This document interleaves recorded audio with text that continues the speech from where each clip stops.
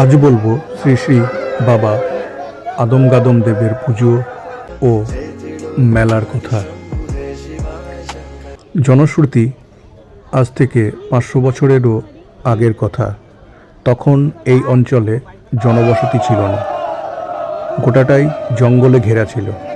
বর্তমানে বেলডাঙ্গা পৌরসভার মণ্ডপতলা নিবাসী ঘোষ পরিবারের সমসাময়িক পূর্বপুরুষদের এক সদস্য মানিকনগরের এই রাস্তা দিয়ে দুধ নিয়ে যাচ্ছিলেন।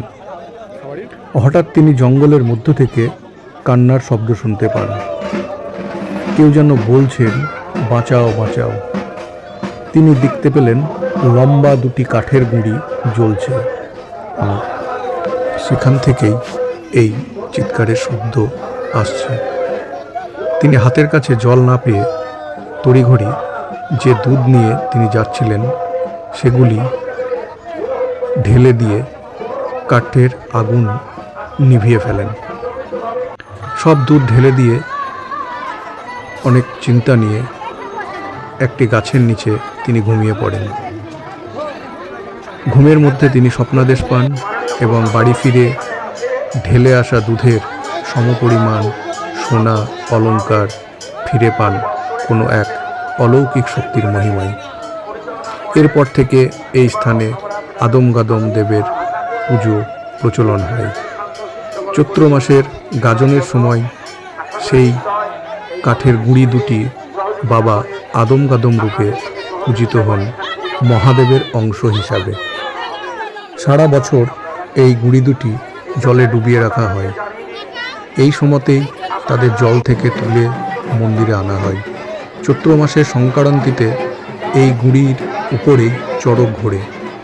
এরপর পয়লা বৈশাখে পুজোর দিন মন্দিরে আনা হয়।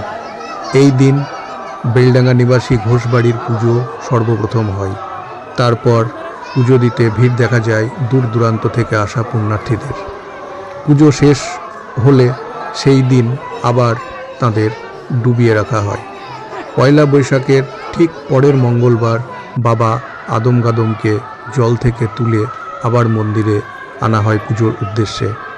এই সময় অনেক পুণ্যার্থী প্রায় 12 কিলোমিটার হেঁটে নিকটবর্তী গঙ্গা থেকে জল নিয়ে এসে বাবার গায়ে ঢালেন। পয়লা বৈশাখ থেকে শুরু হয় বাবা আদম গাদমের মেলা। বহু প্রাচীন এই মেলায় ভিড় জমান আশেপাশের প্রায় 12-14টি গ্রামের লোকজন। তবে একটা বিষয় আশ্চর্য করে যে কয়েকশো বছর জলে ডুবে থাকলেও বাবা আদম গাদম রূপে পূজিত হওয়া কাঠ দুটির কোনো রূপ বিকৃতি এখনও লক্ষ্য করা যায়নি।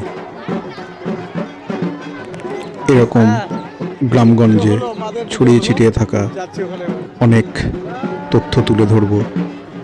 যদি ভালো লাগে তবে চ্যানেলটিকে লাইক, কমেন্ট, সাবস্ক্রাইব এবং শেয়ার করে উৎসাহিত করবেন। ধন্যবাদ। সকলে ভালো থাকুন, সুস্থ থাকুন। আসুন আদম গাদম দেবের দর্শন করে যান এবং ঘুরে যান এই মেলা প্রাঙ্গণ।